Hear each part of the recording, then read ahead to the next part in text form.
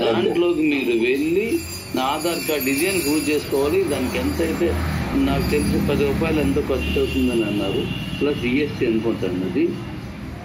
అది మీరు చేసుకొని అది ఎలా చేయాలో నేను మళ్ళీ చెప్తాను మీకు.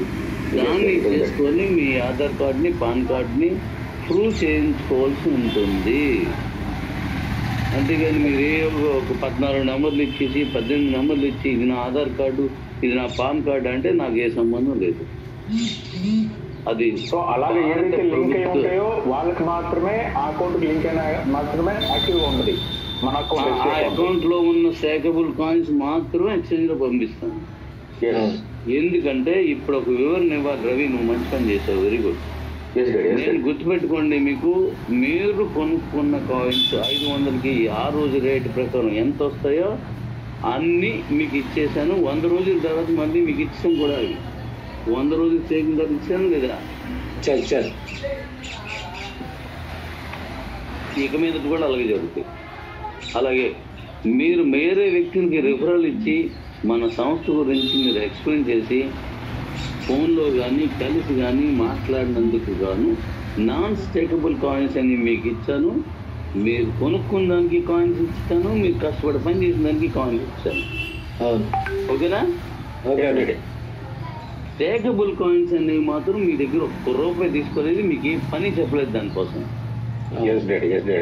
మీరు ఎవరికైనా రిఫరల్ ఇస్తే మీకు స్టేకబుల్ కాయిన్స్ వచ్చాయి, నాన్ స్టేకబుల్.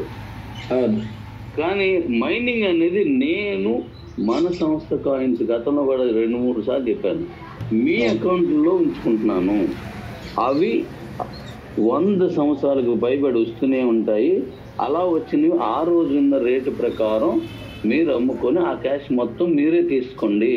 నాకు ₹1 ఇద్దు, నాకు కావాల్సింది ఎక్స్చేంజ్లో ఉంది, ఎక్స్చేంజ్ కడతారు, మీరు నాకు ఇవ్వరు.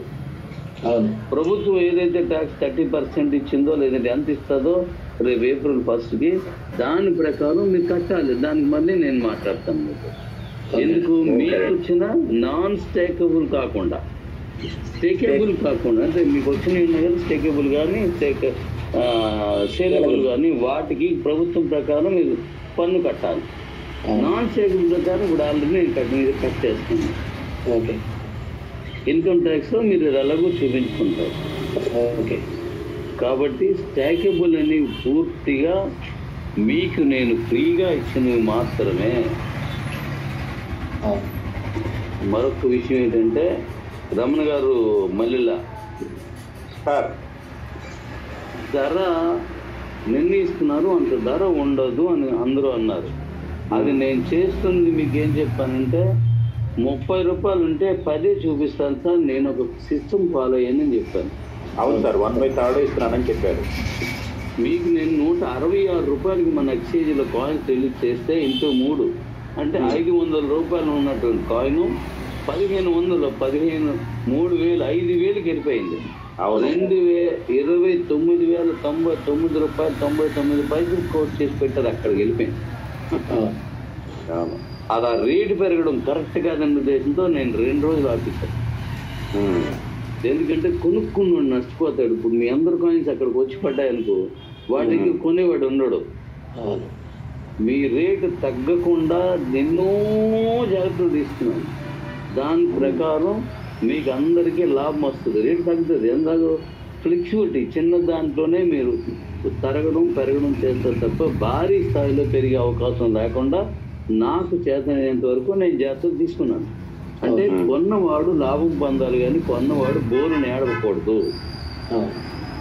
కొన్ని కాయిన్స్ మీద 1,000 లక్షలు కోట్లు పెట్టేశారు, ఒకసారి పడేసరికి నేలమట్టం అయిపోయి ఆ జీవితాలు. అవి రాకుండా ఉండడం కోసం నేను 2-3 రోజులు ఆపేశాను. కరెక్ట్.